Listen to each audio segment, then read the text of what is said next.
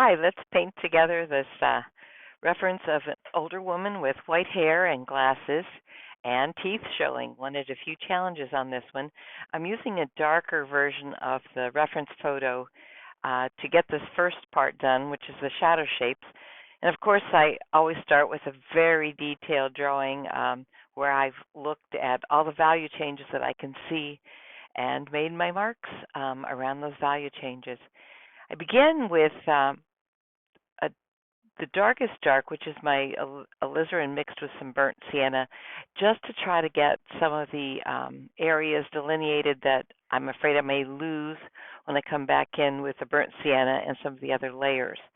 I've begun to do this when I'm using the less expensive paper. That I found it was difficult for people to put those lines back in, and for myself as well, once I've lost them. So I'm just kind of making sure that these lines are a bit darker and that I'm not going to lose them.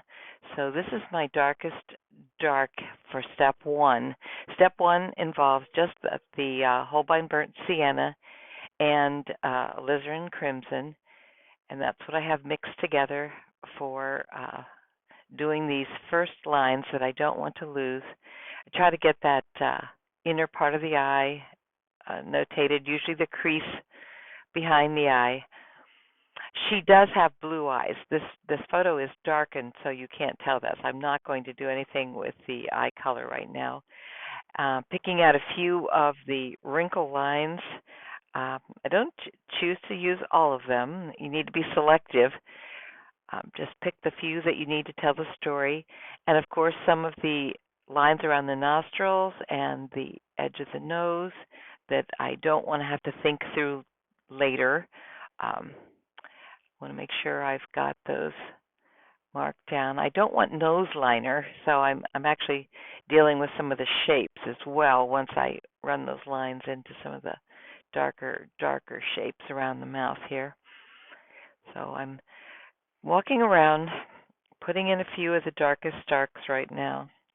Those shapes on the inner part of the edges of the mouth are really important.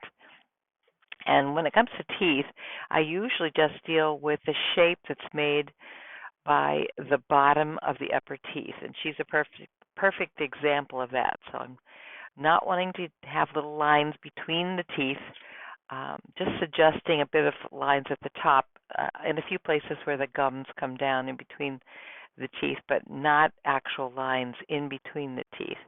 I know I'll have to go darker in these areas, but at least getting this initial pass of color on here will help me not to lose that shape. So I'm walking around doing a few more wrinkle lines. I probably am not using the darkest dark with some of these wrinkle lines. I don't want them to be the star of the show, the ones especially around the chin area there. And usually when I do some wrinkle lines, I'll take a clean damp brush and touch them later to make sure they're not going to be such hard-edged lines. Haven't done that yet, though. I'm narrating this after weeks actually after I painted this, so I'm kind of watching and thinking, what? Why did she do that? So putting in a few of the darkest darks that I don't want to lose. You know, I could go ahead and lose these lines, but then I have to rethink my whole drawing through again, and that's just way more work than I want to do when it comes to a quick sketch.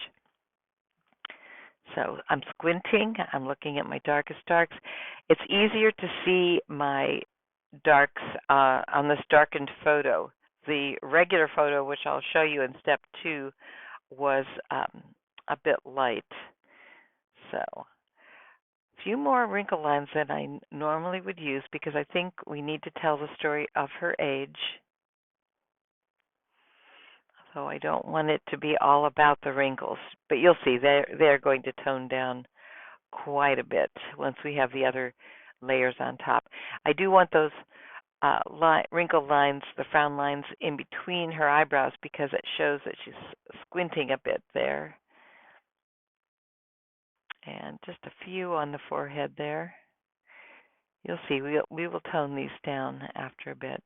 And there I came in with a clean damp brush to touch some of those to make them not be quite as obvious.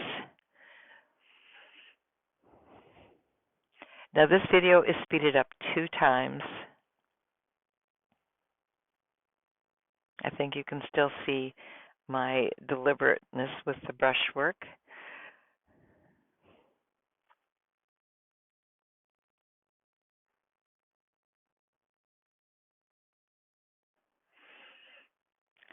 There were some lines on the cheeks I didn't want to lose. It sort of shows her dimples with her smile there. And I wanted to make sure I have a bit of a shadow shape down at the bottom of the left side of her jawline and underneath the chin on the right. Remember to leave a lost edge at least one place, possibly two, where the jaw meets the neck. Otherwise, your person's going to look like you cut out and pasted the head and put it on the neck. So I do need some shadow shapes down there, but I don't want a harsh, unbroken line on the jawline where it meets the neck area. She does have kind of a complicated neck shapes going on too, and I'm going to try to simplify those. I'm now going in with just the burnt sienna and picking out areas of more mid-tone. I want to kind of shape this forehead area. Sometimes I come in with the darks first with the masses, but I often just work in an area and try to get the midtones and the darker tones in. So a little bit darker on the right-hand side. When I say a darker tone, that usually means I've added some alizarin crimson to the burnt sienna. And you can see I'm being very deliberate about my strokes, even though this stroke work is probably not going to be seen so much because it's your first pass with the color. But I like the energy that very deliberate strokes gives me. And we have quite a few shadow shapes going on underneath the glasses, so we have to pay attention to those and darken the areas that are shadowed. This burnt sienna and the burnt sienna alizarin layer acts like an underpainting for the rest of the colors that you're going to put on. And this helps me, step one, helps me shape the face and makes it look three-dimensional. Once I have a likeness at step one, I know the rest is really so much easier.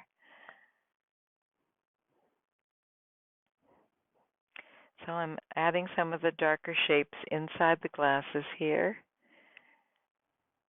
And you see, if I hadn't put those darkest lines on first, I would have lost some of that those marks already. Because once I put this burnt sienna on top of it, it does kind of loosen up the paint, and it might have lost some of those wrinkle lines around the eyes. I constantly squint and look for the value changes. I do put in some light washes of burnt sienna, like I just did on the left upper part of her eye, very light. Almost just looks like a flesh tone. But basically, I'm dealing with mid-tones to darker tones when I'm doing step one. And I'm coming back in with a bit of darker pigment and some of the shadow shapes around her eyes.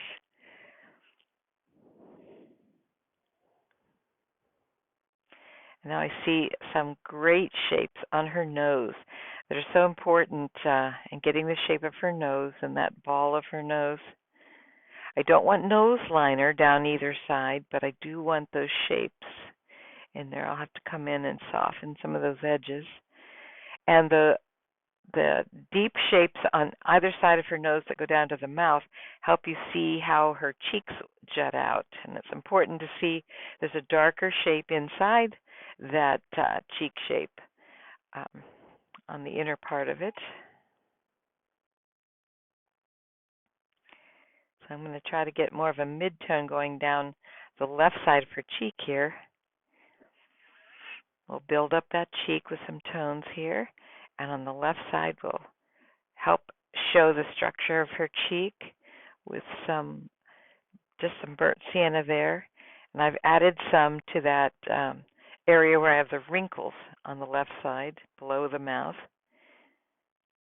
And I'm touching a few areas with a clean, damp brush so that those areas don't become a center of interest, those harsh edges. And I'm treating the mouth just like I would any other shape on the face. Where I see a darker tone, I'm adding some of the burnt sienna right now. The upper part of the lower lip, the right side of the lower lip, and the upper lip as well. I don't want lip liner, so I have to be careful that those lines don't become harsh.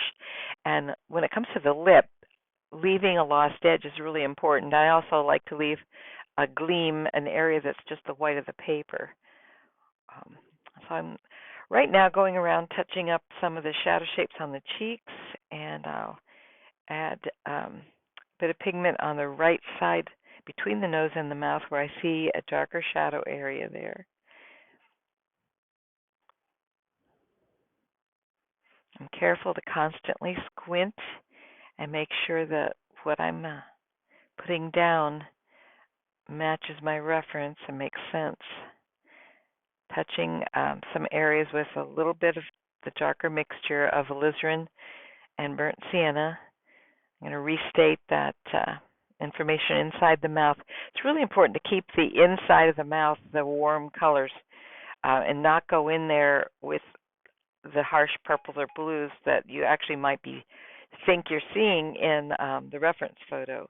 But that's warm skin. It's your tongue. It's the inside of your mouth.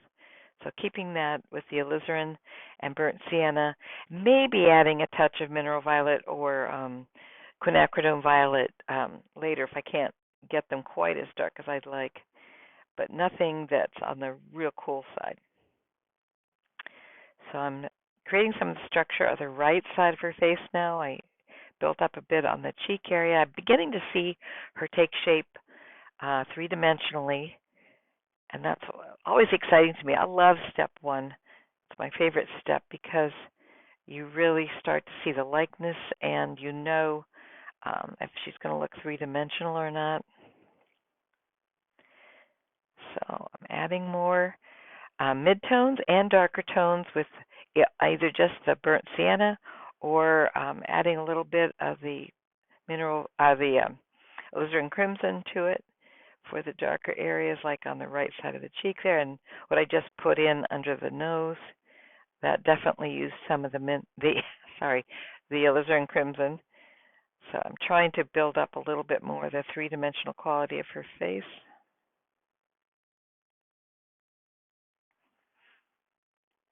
I know this will dry lighter, so I need to come in a little bit stronger in some of these areas. Now, most of this will get some pigment on top, either flesh tones or the arbitrary colors. But it works. This Holbein burnt sienna works so well as an underpainting. Works well with all the colors that I'm going to be using on top. I don't do anything with the hair at this step one stage. I'm just trying to sculpt the face.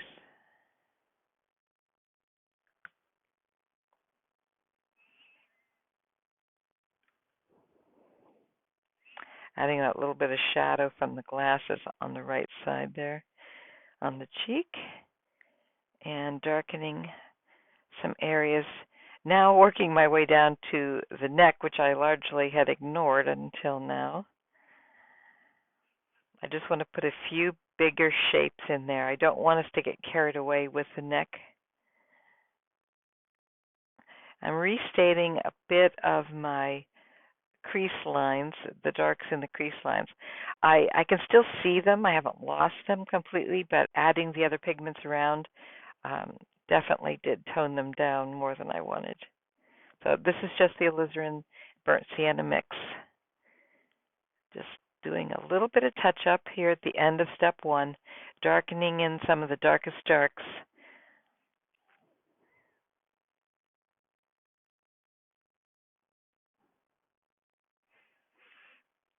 Constantly squinting, making sure my values make sense.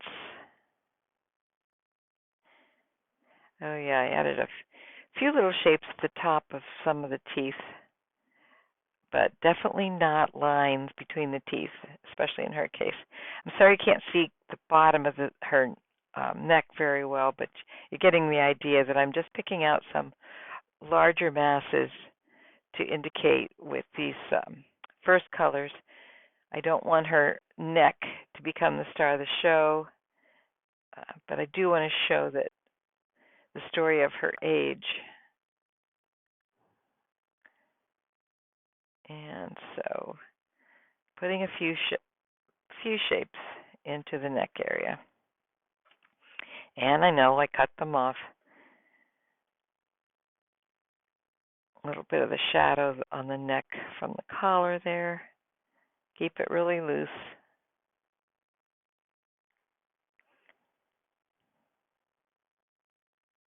We will be coming back into all of these areas with some of the flesh tones for the lighter values. So I'm not too worried about going too far with the neck.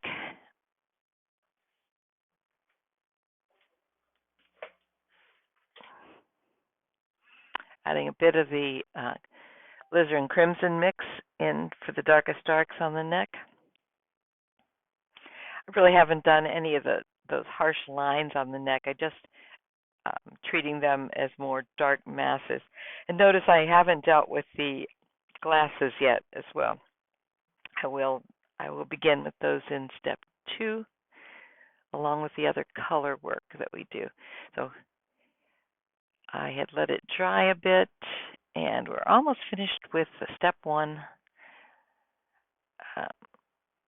The last thing I do in step 1 is to add some blue to the whites of the eyes to tone it down. Now you're really not seeing that area too well. In step 2, I'll show you a lightened photo so that you get the idea.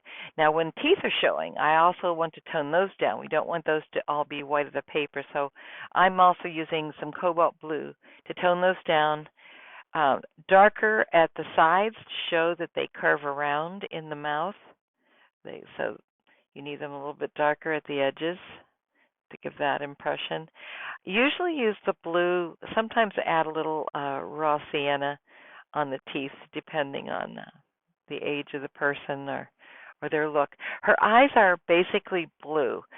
So I'm starting with a pass of just regular cobalt blue.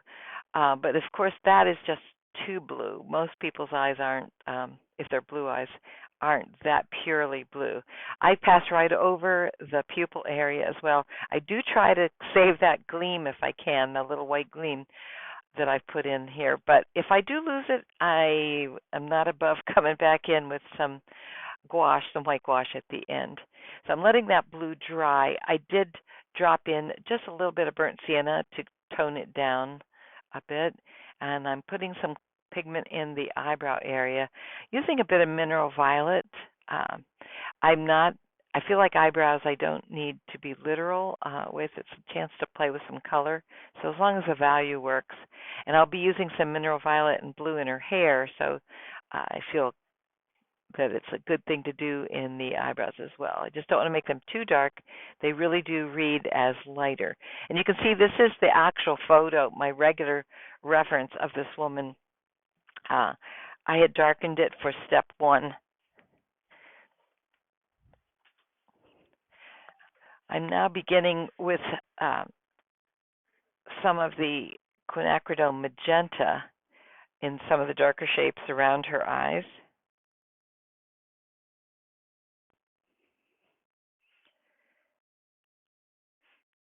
Sometimes I start with the quin magenta and just look for the darker shapes to use with it.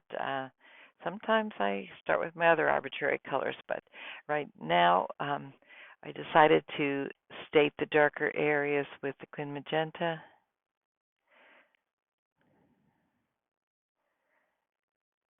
Kind of just adding some punch to the shapes at the edge of her mouth and between the nose and the sides of the mouth. If you use it in one spot, you need to have it in other spots as well. So I'm using it on my darkest areas on the neck as well.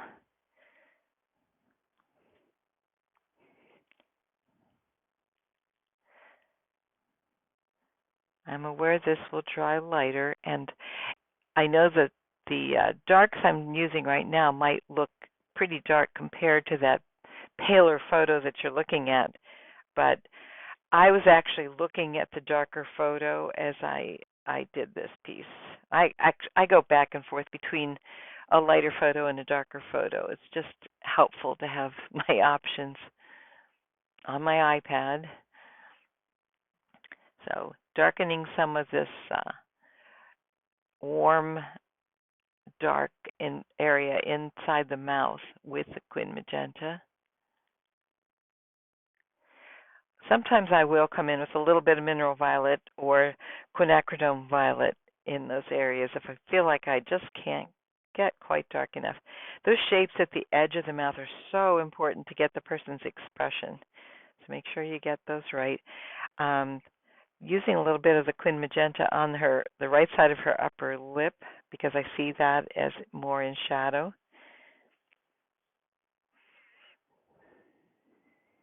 I want to make sure I leave that lost edge on the left side of her lip and some white of the paper on her lip.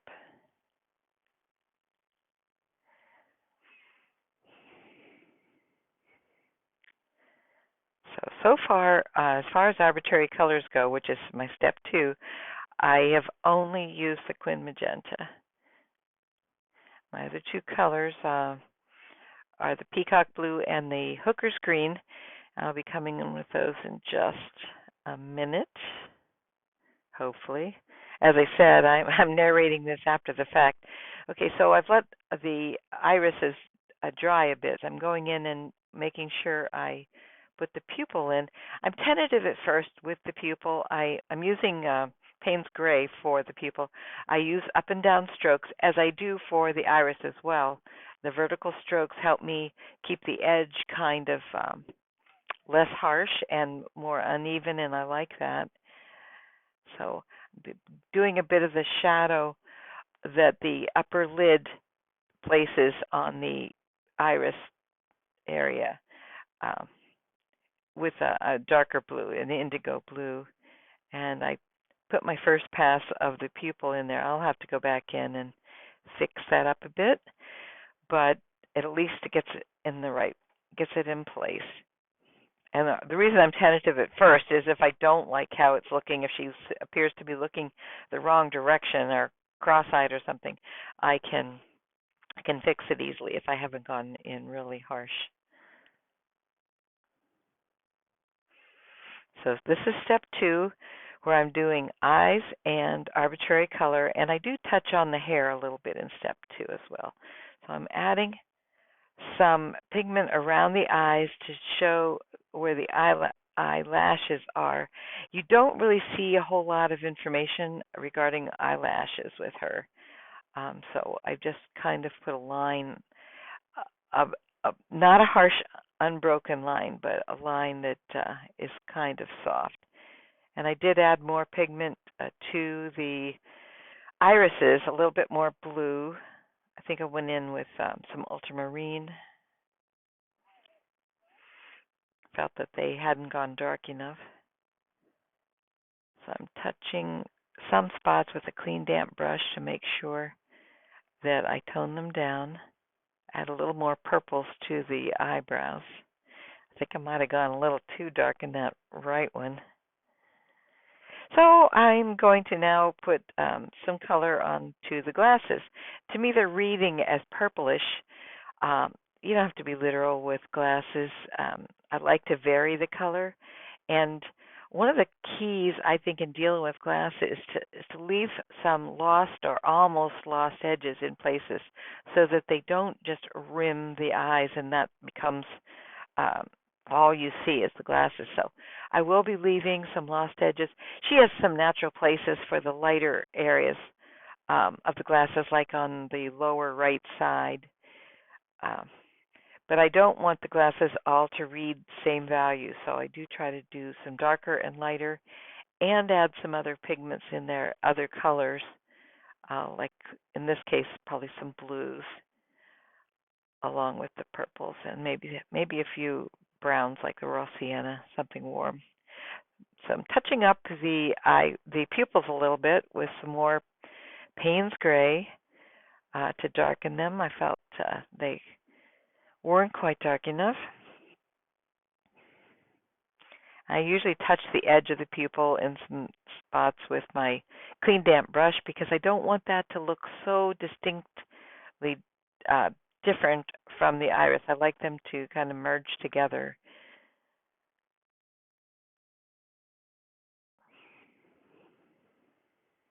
Added some indication of a few eyelashes. You don't see a whole lot of that in the reference, so I didn't want to go too glam. I think we tend to want to overemphasize the eyelashes. But I felt she needed a little bit to show that she is more feminine looking. And I with the eyelashes, I start with a lighter color than they might actually be. I usually just start with the burnt sienna, and once I feel I have the eyelashes in properly, going the right direction and they look okay, I might then come in and darken them with something darker like a burnt umber or even a blue of some sort. So I'm now adding some of my other arbitrary colors. I just added some peacock blue in this shape on the inner part of her right eye. That's one of my go-to places. I'm adding a bit of hooker's green over here on the underside and right part of her eye. They're both such turquoisey colors that I don't really have a great reason for choosing the blue over the green in any given spot. I try not to be too matchy-matchy, so if I use the blue in a certain spot on the one side, I might use the green on the other side. So I'm putting some above her left eye as well, a little bit under the eye there. And when I'm putting down these arbitrary colors, sometimes they pass directly over areas that I have the burnt sienna, and sometimes they actually just pass over areas that had the white of the paper. They become much more vibrant then. I try not to do a whole lot of that. If I pass it over an area that has burnt sienna or the burnt sienna alizarin, I try to make sure that a little bit of it pokes out into an area that was just white of the paper. I didn't do that in the spot I was just painting up in the forehead, but I like a little bit of it to poke out so that you see what kind of color you're dealing with. Poke out onto the white, that is. And I'm using a little bit of the blue here on her nose, on that shadow side. I sure hope I come in and tone that some of those lines down. They're reading a bit harsh to me right now. Like I said, I'm narrating this after the fact. Adding a few more spots of the hooker's green and the peacock blue in some of the shadow areas. Looking for spots where it's a mid-tone and it's not necessarily an area that I want to keep warm. Like, I don't typically put these cooler colors on the cheeks. I'll use them in the shadow areas, like on the side of the face right now or around the mouth, but I won't typically use them in the actual puffy part of the cheek where I think that I need to have that read a little bit more warm. And of course, if we do it on the face, we need to have some of this color echoed on the neck.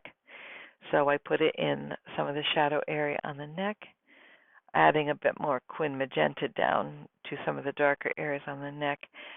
I do like to merge some of these shadow or arbitrary color shapes together instead of just having a little blob of color here and a little blob of color there.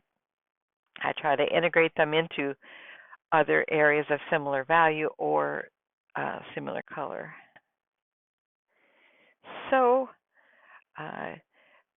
going to deal with a little bit of the lip color here, adding in some quinacridone coral for the upper part of the lip, one of my favorite new colors.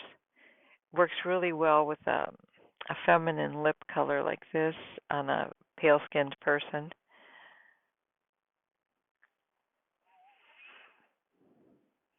More quin coral, making sure that I leave a lost edge on that lower lip, and also uh, some white of the paper. I just added a little bit of the peacock blue up on the nose, putting a few more arbitrary colors behind the glasses.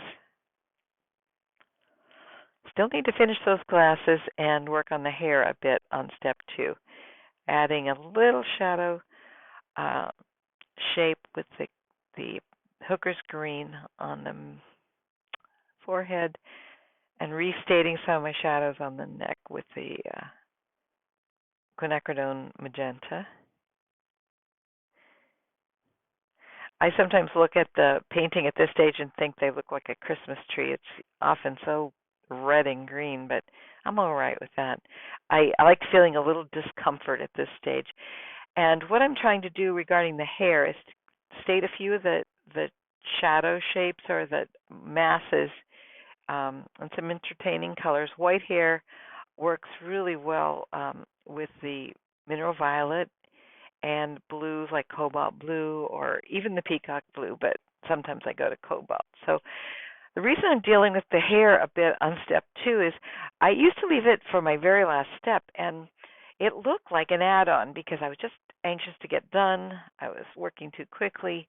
So putting in a bit of color now and seeing how the color is going to work with my face, how the color and values will work with what I've done in the face is a really important step for me at this point. It saves me from the rush job that I was doing at the end. So need to add some more tone to these glasses. Putting in some more mineral violet here. And remember I mentioned leaving a lost edge or at least close to a lost edge in some place on the glasses and varying the color on the glasses so that they don't become the star of the show. Even if a person has really dark glasses, I like to leave at least an area or two where it's a lot lighter. It may not be a purely lost edge, but more light than the rest of it.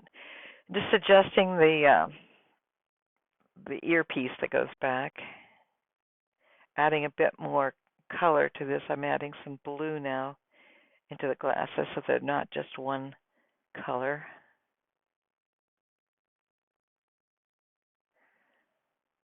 All right, she's taken shape.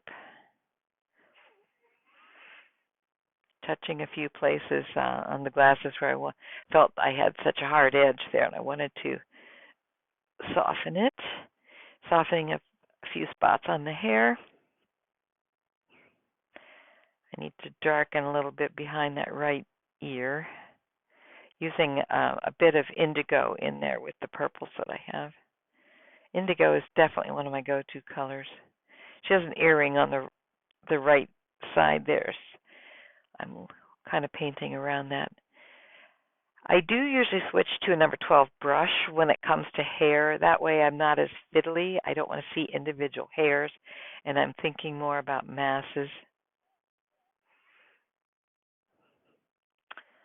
All right. I would say we are done with step 2. That was our arbitrary color, eyes, glasses, a little bit of hair color. And now we're moving into step 3, which involves the flesh tones and finishing touches. I'm using a mixture of vermilion and Winsor Yellow Deep. And you can see that my strokes often on a diagonal, and then often when I put down a diagonal, I'll go perpendicular to that diagonal. These are the last strokes you're going to see. So you definitely want them to have the energy that you would like to leave your viewer with. Even if you've been a little too fiddly with the rest of the painting, you can kind of redeem yourself at this last step with these strokes of flesh tone if you make them really exciting and deliberate. And as I'm putting these strokes down, I'm thinking of how I'm shaping the face as well. So I'm trying to put them down in such a way that I indicate the shape of the face. Notice I did go in and soften some of those lines on the nose. I was afraid those would become too harsh. So I'm being very deliberate. I think about the start of a stroke. I think about the end of the stroke. I think about how that stroke is going to shape the face, like on that cheek. It's going to help you see that that cheek is jutting out. And so I'm squinting, looking for places that need to be the very lightest tones, keeping in mind that I like to leave a lot of white of the paper as well. So I don't want to cover over everything. The very lightest lights will be the white of the paper. I am coming down on the neck with the vermilion and Winsor Yellow Deep. Sometimes I feel at the end that I haven't put enough yellow in, so I might just come in with a little bit of Winsor Yellow Deep by itself at the very, very end. So darkening a few spots. Really, the vermilion and Winsor Yellow Deep really brings it to life, brings the flesh tones to life. Adding a bit more yellows, just the Winsor Yellow right here.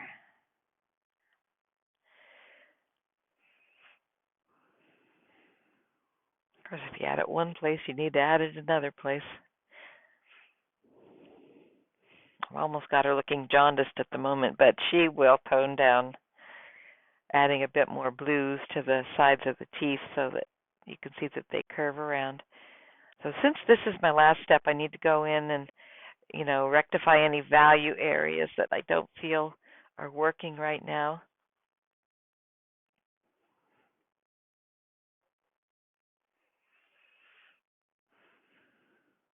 I really wanted the challenge of teeth and older skin and glasses and white hair. So she ticked a lot of boxes as a reference. Now, what I'm adding now is a few passes of some quinacridone coral. It's just such a yummy color to bring things to life. And I do end up putting it on the cheeks and chin and forehead at the very end with some of my lighter skinned models. Adding a few extra shapes to the hair. This is my last step, so I need to finish everything. With white hair, I do like to leave a lot of white of the paper. Sometimes I get carried away with these colors and I don't leave enough white of the paper. And as I said, I switched to a larger brush. Need to be careful around the face, making sure you don't change the shape of the face. Like on her left side, if I would make some accidental marks, I could change the shape of her face. And I'm adding some blues there and some mineral violet, just to give you an indication of the curls in her hair.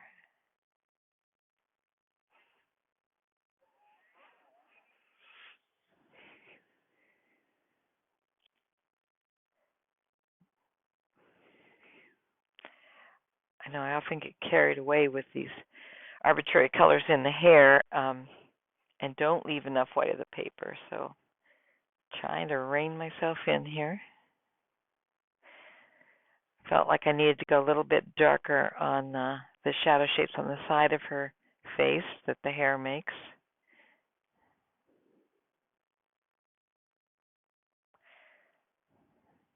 I don't typically put a background on the quick sketches, so I need to let the white of the paper do the talking for me.